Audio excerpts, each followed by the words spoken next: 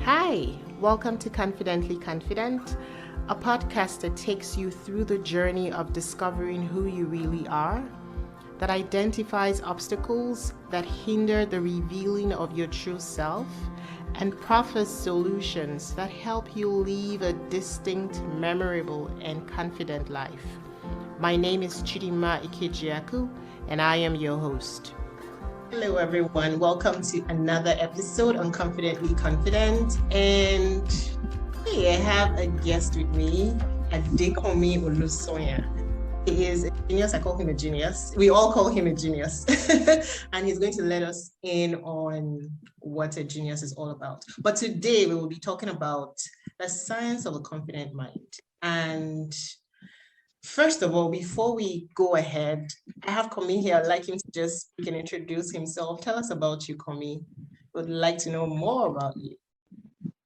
Okay, thank you very much for having me. First of all, I'm Adekanmi Olusanya.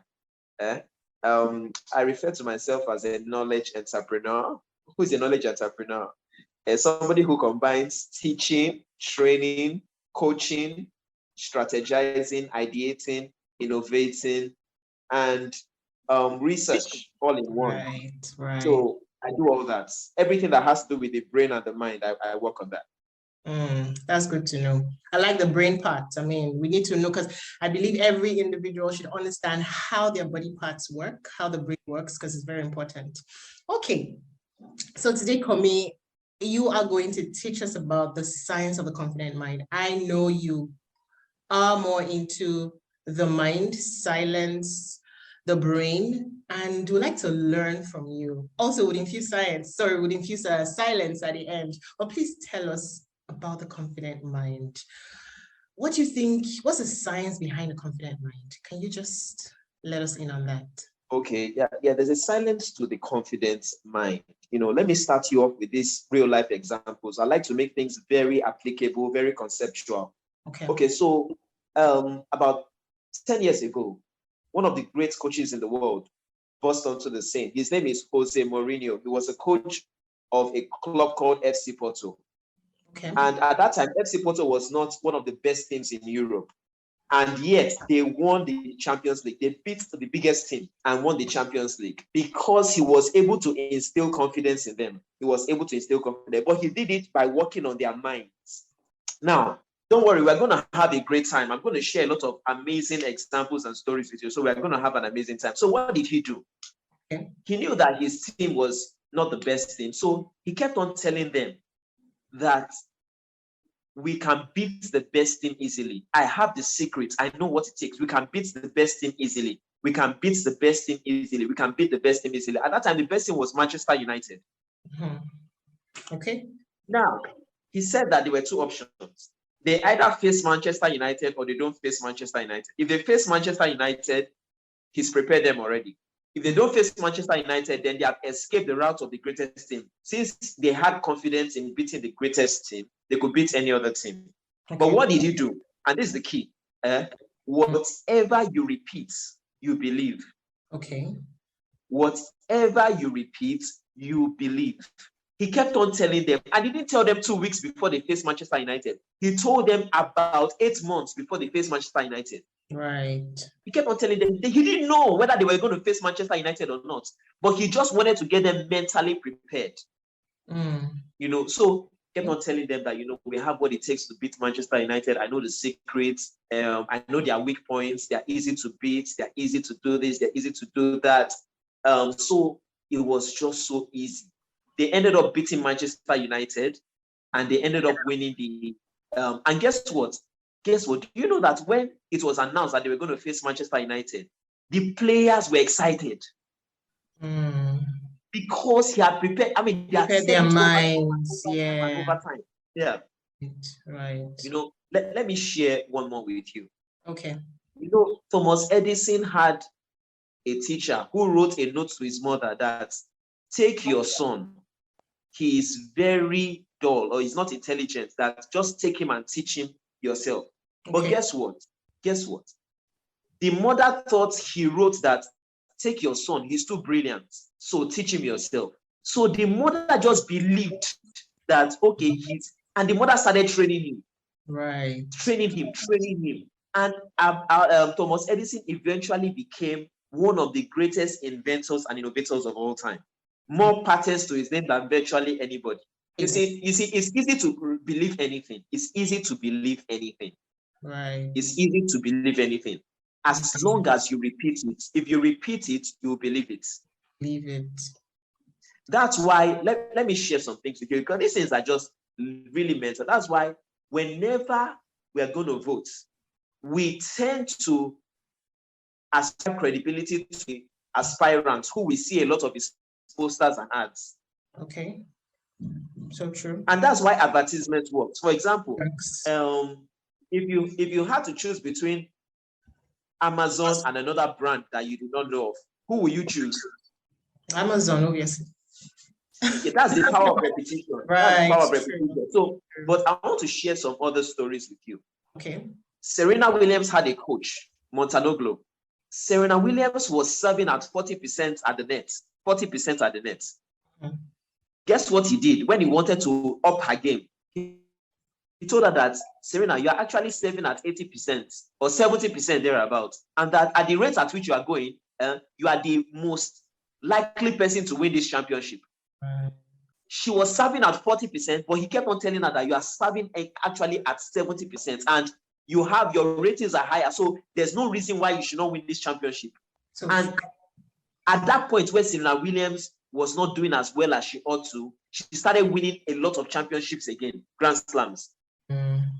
Because he just kept on repeating it to her. So that's why sometimes I've seen this work in households where a mother just keeps telling the child in a single home that your father was this, your father was that. And whether the father was this or that, the child just believes it. Right. Guess what? Okay, let me share one more story with you. This story was told by Marisa Peer. Okay. Marisa Peer. There was this child that had Down syndrome. Okay. And one day the child was in the airport lobby and the child said, Mommy, everybody was just looking at me. Everybody was just looking at me. And you know what the mother said? The mother said, you are so handsome. That's why everybody was looking at you. That you are so beautiful. Guess what? This boy eventually began to carry himself like that, and people became attracted to him. Right. Because he just believed what his mother, he just became a very confident person. Imagine if the woman had said that, the reason why they are looking at you like that is that you have a deformity, that, you know what, just manage it. Let's just manage it. Don't mind them, that all will be well. Don't worry, all will be well.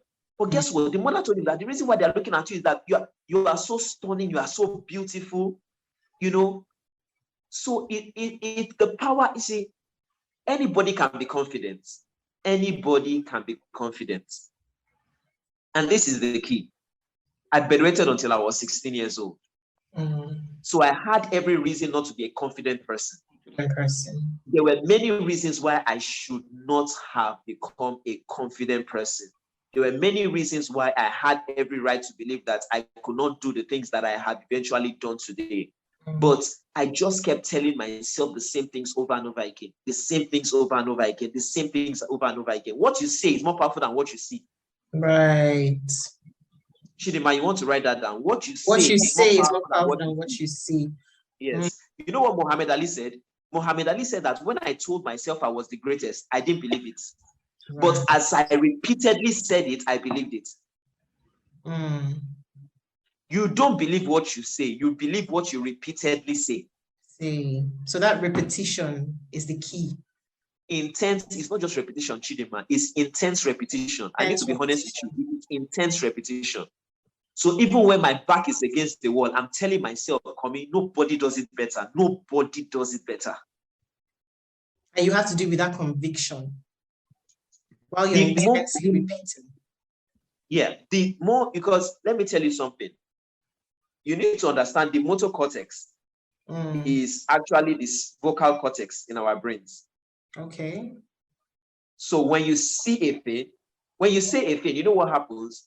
All your nervous system begins to tell every part of your body to make it happen. Right. Yes. So if your heart has to beat at a certain rate for it to happen, it starts to happen. If your liver has to begin to function in a different way, it begins to happen. So that's the power of the speech cortex or the vocal cortex of the brain. It's a very powerful part of the brain. Right. And that's why they said there's power in the tongue. It's life and life and death. Yeah. So I'm talking about two things now. Okay. Number one is repetition. Okay. The other is vocalization. Okay. Vocalization. So those are two things. Okay. There are other things. There are many other things that need to be talked about in building confidence in the brain. Okay. So now we've talked about repetition and vocalization.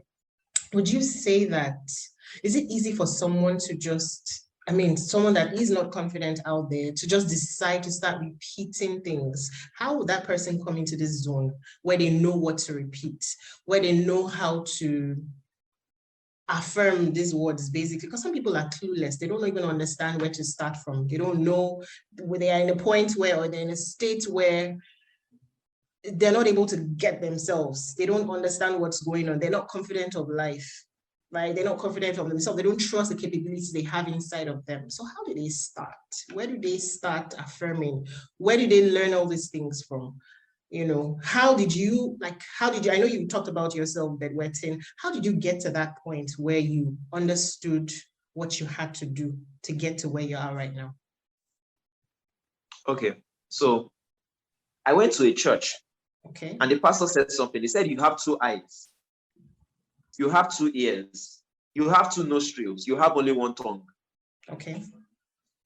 And he said that you are where you are today because of what you said yesterday. And you will be where you will be tomorrow based on what you are saying today. Right. And that was it. That was it for me. That was it for me. There was nothing more. So I will say to a person like that, that first of all, start to tell yourself you can do it. You don't have to believe you can do it. No, you won't even know how. I didn't know how I was going to memorize 14 books of the Bible. I didn't know how. You don't need to know how. Forget about the how for now. I didn't know how I was going to read 500 books every year. No. When I want to do a research, I don't even know where I'm going to get the materials from. But somehow, somewhere, the materials just keep coming to me. The materials just keep coming to me. So you don't need to know how. Just follow the principle. If you say it, if you repeat it, you will believe it. That's just it. Just keep repeating it. Realize that you're at the point where you need to get back to status quo, and then you start repeating what you want to see.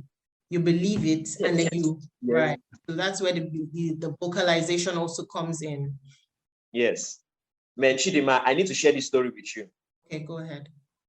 One of the biggest real estate gurus or real estate moguls in Nigeria was going to erect a structure in Ikoyi. Okay. And he didn't have up to 1 million naira in his account. And a woman came up to the site and said that, okay, you know what, I want to purchase this I think it was 2 flats. And she called a particular price. And he said, no, that's you know what, I'm bringing the best materials, and I'm bringing the best bathrooms from Zaha Hadid. I'm bringing the best of everything. That no, this is not the kind of material this is not the kind of flat that you can purchase at this amount. We are talking about 8 figures now. Do you understand?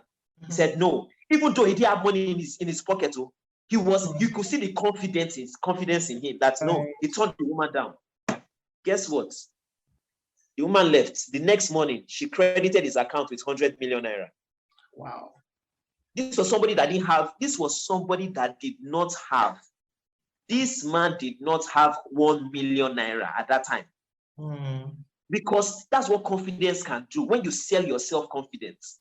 Right. I'll tell you another story.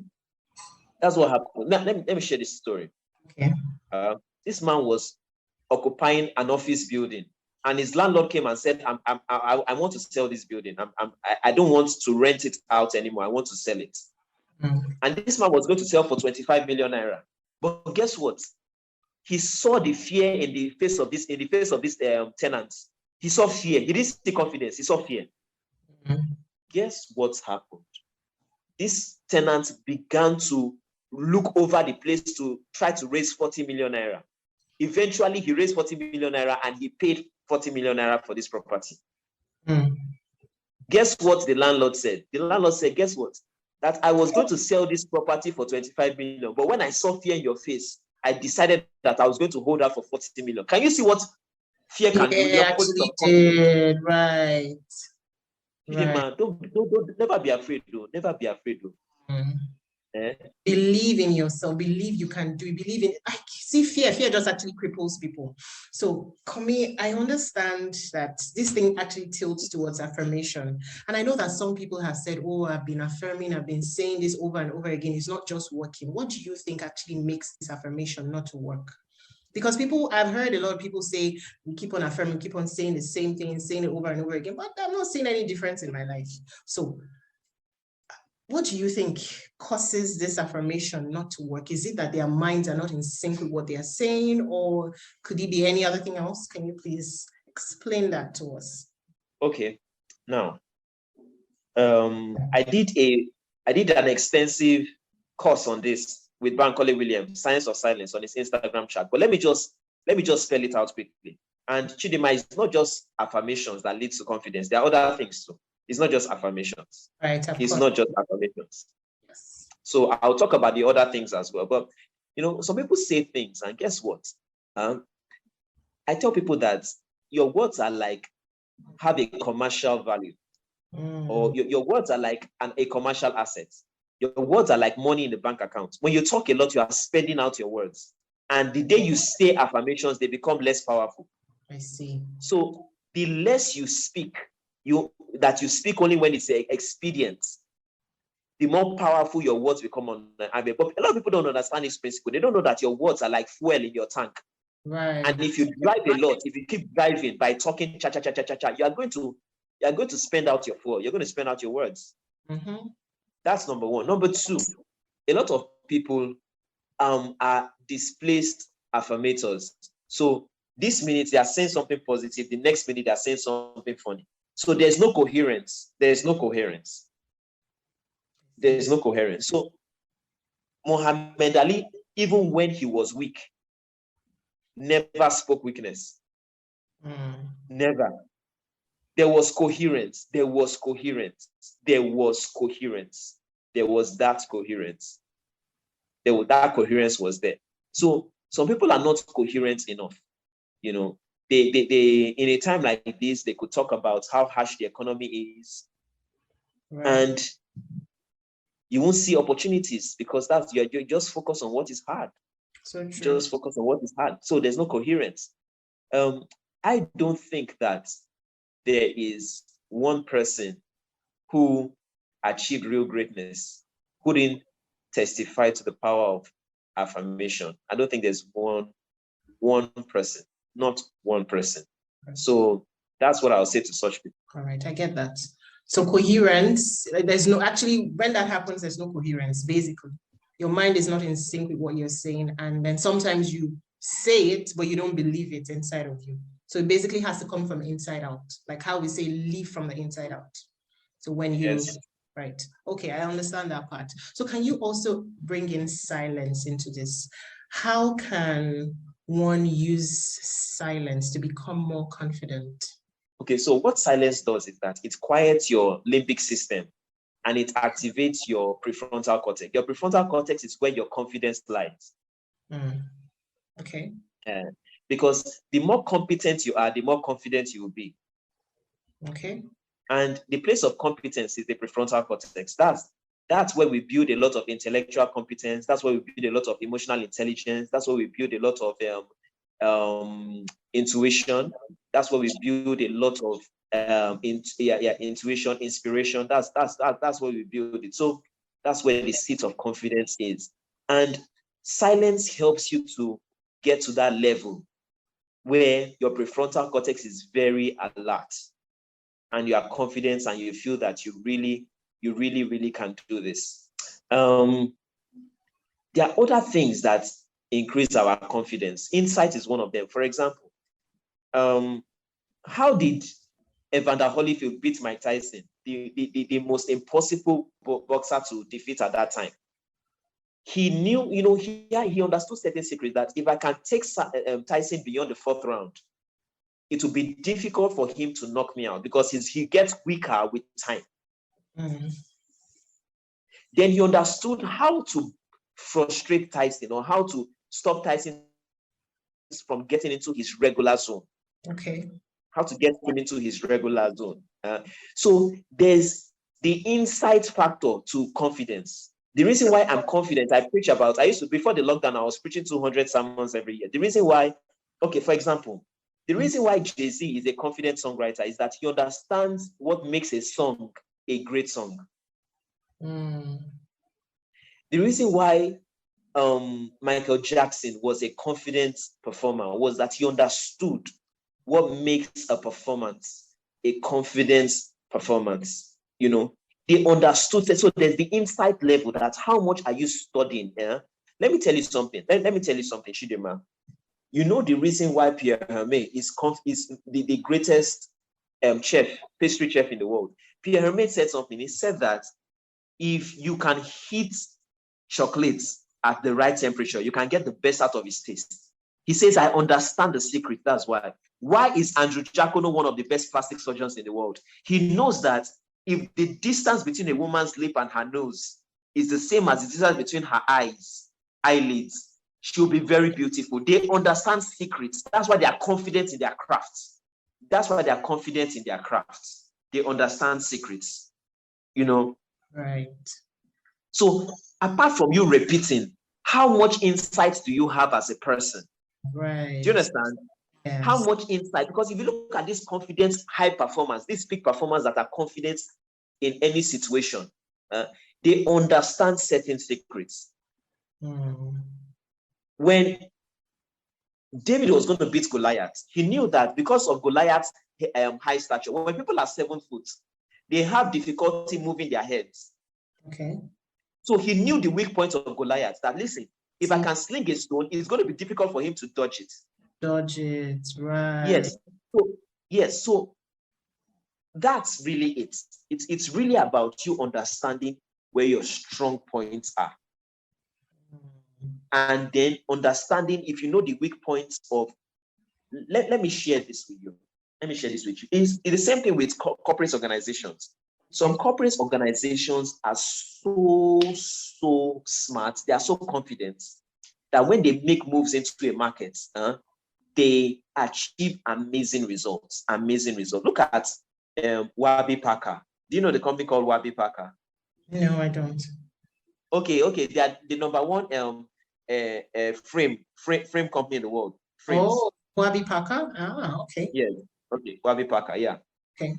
So you know what Warby Parker did? They looked for the problems. They knew that. So Warby Parker, if they're going to sell you glasses, they send about 5 different sets to you. Right. That you can alternate. You can wear one on Monday, Tuesday, Wednesday. They send it in different colors, and they allow you to take your time and choose. So they knew that the problems in that sector was that people didn't have enough variety, as much variety as they needed. Okay. And they solved that problem. They plugged into that lacuna, and they were able to make headway in that area. So apart from repetition, apart from things like affirmation, now when I talk about repetition, Chidema, it's not only repetition in vocalization or affirmation. So let me give you an example. Okay. You know the Middlemount School of Music at Westport, New York. Have you heard of that school? Yes, I have. Okay, they produce the greatest violinists, Yoko Ma, all of them. Guess what? They thrive on this. They make you practice with your left hand before you start practicing with your right hand. So they are so slow. What's the reason? Oh, okay. Okay, yeah. So they want you to perfect one hand first before you go to the other hand. Okay. They want to take everything step by step. They are so particular about detail. Right. Okay. Now, they make you practice repeatedly. Because let me tell you something, Chidima, I was training a Nigerian singer, and she forgot the national anthem at a major event. Wow. her confidence just jumped out of the roof because it was a major event. She forgot. Can you imagine if somebody forgetting the national anthem? I can imagine. Wow. So but Chidima, can you forget your name? No, I can't. Well, I haven't at any point in time. Yeah, so the likelihood of you forgetting your name is lower. Why? Yeah. Because you have repeated it over time. Over and over again. That's why. So it's not just repetition in affirmation, even in practice. If you practice a thing over and over again, you get to the point that, okay, Chidima, mention any chapter in the book of Proverbs. Any chapter. Okay, Proverbs chapter 18. Okay, Proverbs 18. Now, I'm going to quote Proverbs chapter 18, verse 1 to 5 now. Okay. Verse 1 says, through desire, a man having separated himself, seeketh and intermediate with all wisdom. Verse 2, a man hath no delight in understanding, a fool hath no delight in understanding, but that his heart may discover itself. Verse 3, when the wicked cometh, then cometh also contempt, and with ignominy reproach. Verse 4, the words of a man's mouth as deep waters, and the wellspring of wisdom as a flowing brook. Verse 5, it is not good to accept the person of the wicked or to overthrow the righteous in judgment. Then, so on and on. Guess what? Do you know why I'm doing it like this? Do you know why I can confidently say it out like this? Do you know I can confidently tell anybody? You've done it. Do you want to look at the Bible? Do you want to look at the Bible now to tell whether I was right or wrong? I've heard you, I've heard you before. So you know what? Guess what? Guess what? Because I have done it over and over and over and over. You don't just become confident because you're a Christian or because you are from a wealthy family. You don't just become confident because you are confident because you follow the principles of confidence. And one of that is repetition. Right. Keep doing things over again, infusing insights also into it. Realizing where your strong points are and then where your weak points are and then bridging the gap. Yes. So true. And then Chidima, people must always know that your confidence is more important when you walk into the room. Your confidence is more important than your assets, than your tangible assets. So you don't want to project somebody who is not sure of himself. Right. So true. So you walk into a room and you are very confident, just like that man that did not have 1 million naira in his account and yet was able to get a woman to credit his account with 100 million naira. Right. So I feel like people just need to go deep into themselves. Let me share another example with you. Okay. When Ralph Lauren was working at Brooks Brothers, he was just working with a clothing company, and he invented slim ties. Those days ties were very fat. And Brooks Brothers told him that your ties are not going to be successful. But he was so confident that he left. He left the company. He was so confident. He knew what he carried. When he went to Bloomingdale's said that, you know what, you can't put your name, Ralph Lauren. You have to put our name. You know what? He walked out on them. I'm sure he must have done his research. So obviously he knew it was going to work. You have to be confident. Right. But you also have to merge confidence with competence. That's because a lot of people, guess what? I've seen a lot of people on American Idol. They are very confident. But their voice is trash, garbage, and eventually they end up being turned down. So let's draw the line here. Confidence is good, but to be a peak performer, you need to merge confidence and competence, and that's it. Right. So basically, I hear you say that most people don't merge confidence with competence. Yes. Most of the time. Okay. We've learned a whole lot. I'm trying to gather my thoughts together. And all right, Komi, we've talked about silence. We've talked about the brain. We've talked about how vocalization actually is the most important, or not necessarily most important, one of the most important things alongside repetition, yes, and also insight. Are there any other things or skills we need to learn that would help people become more confident that is also related to the brain? Yes. Okay. Yes, there is. And it's called singularity. Okay. Now, what do I mean by singularity? I'll use Kobe Bryant. Kobe Bryant was one of the most confident players in basketball history. I don't know how much of Kobe Bryant you know, but Kobe Bryant won three championships with Shaquille O'Neal. Shaquille O'Neal. Okay. When Shaquille O'Neal was leaving, he said that I will win championships with or without Shaquille O'Neal. I will win. Forget about it. I will win. And after Shaquille left, he won 2 more championships. Not one, 2 more championships. Now, what was his secret? Kobe Bryant was somebody who lived just one life. His life was just basketball. I'm not saying that he had a family. He had 4 children. So when I say one life, I don't mean that you don't have a family. He was a loving father. Everybody knew that. Everybody knew that. You know, his children attest to that. He was a devoted father.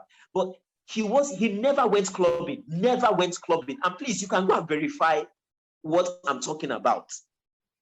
They just know how to push out frivolities from their lives. These people. He knew how to train himself. Kobe Bryant would keep himself in a room for hours and just try to make himself think about one thing. So it's not about you have your smartphone with you every time and you are getting notifications every 15 seconds and you are training yourself to be distracted. When you live that kind of life, you are going to go to play championships and you are not going to be able to block out the noise of your booing fans, the noise of detractors. Right. Because you have not trained yourself to be attentive. Right. You know, so when I'm training children to be focused, we have many routines that we do where we keep the child in a room with just one thing to do so that in the next 4 hours, he's doing only one thing. He's training his neurons to do only one thing. But when you keep a child in a room where he can play 2,000 games on PlayStation, he can, chat with as many friends as possible. With every intervention, he's distracted. He's wiring. So sometimes we are creating environments that wire people to be distracted. I see. Kobe Bryant would perform in a game, whether it was a home game and away game, in the same way. He knew how to block Chidima, I don't know if how much sports you watch. There's what you call a home game and an away game. Away game, yeah. In an away game, performance is generally lower because you are going to your opposing team. The fans are going to boo you and all that. Let me tell you something. If you are booing me and you ask me what my name is, I'll still tell you whether you are booing me or not, because I have internalized it to the point that your booing me does not matter. It's the same thing. It's the same thing with a performance. There's a way you can internalize your performance so well that all those things don't matter to you. Right. Because singularity is very important. We're adding singularity is absolutely important. Okay. I have one more question for you, Komi. Did you, based on your background, did you have a confident childhood? Would you say that your childhood actually brought you to this stage, or you didn't have a confident childhood and you learned over time? Can you tell us about that while we end with that? Okay, so 2 things. So, my mother and father were not even married. So my father eventually got married to his another wife, and they will visit me at boarding houses separately. So you imagine your father coming to visit you at a boarding house, and then the next week your mother is coming to the boarding house, and then your father is coming with his wife, and then your mother is coming, and then your mates start to make fun of you that, you know what, our parents come to visit us together. Komi's parents come separately. Do you understand?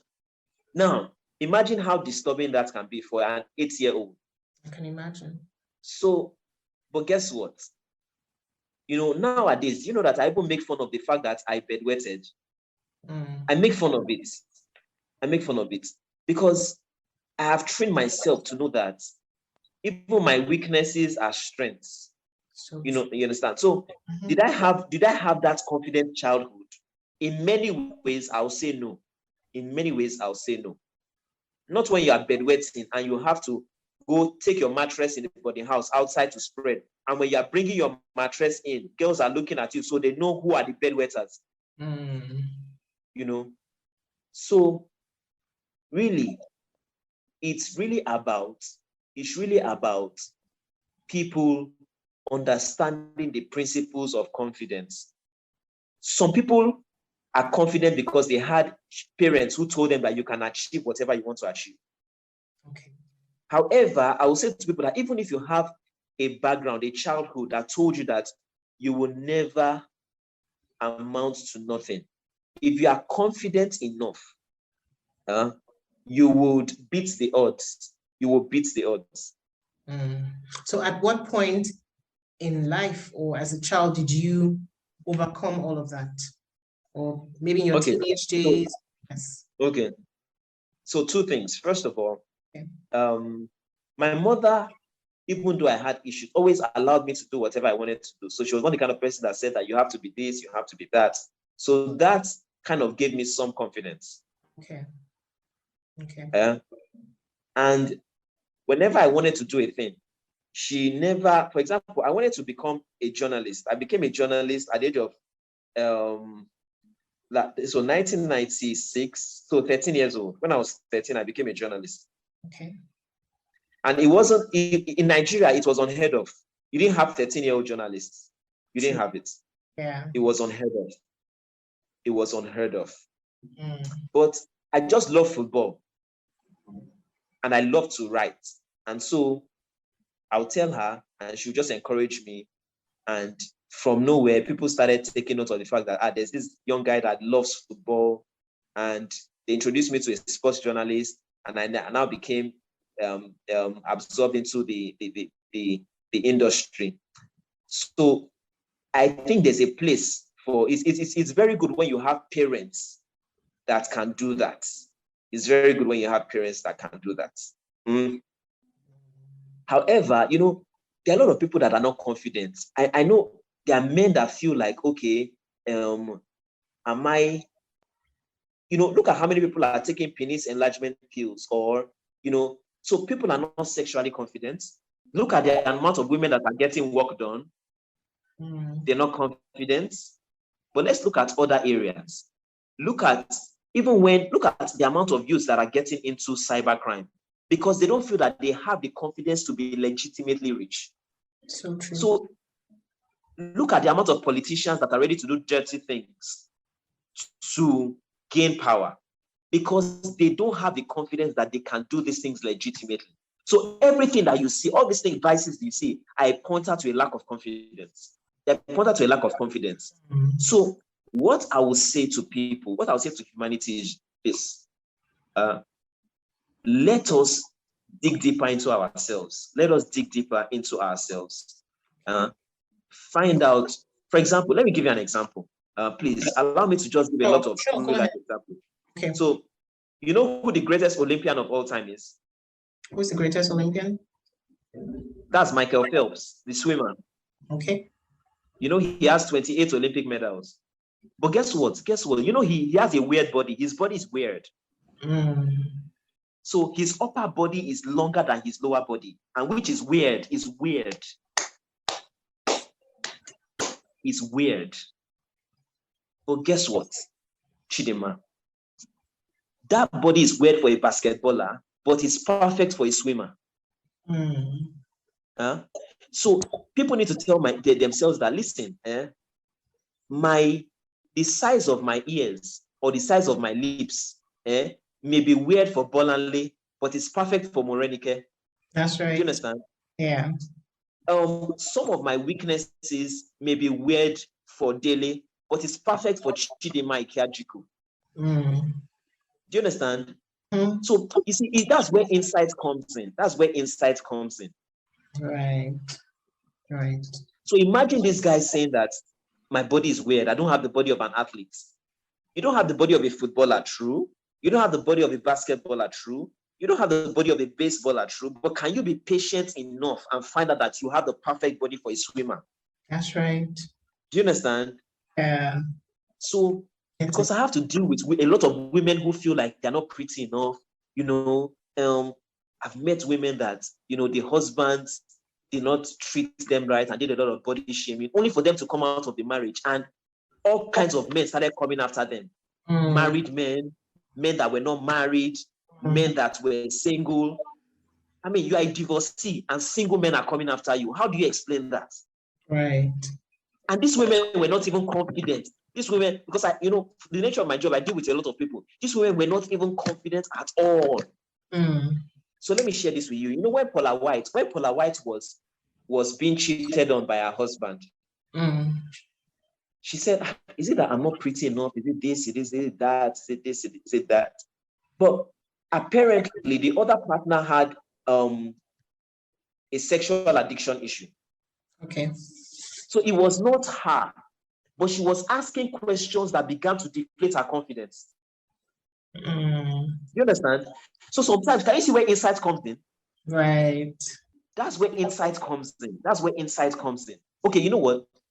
Jay-Z is the richest rapper in the world. Okay, it's between Kanye West and Jay-Z and maybe Dr. Dre. Jay-Z never got a record deal, so he had to start his own company. Okay.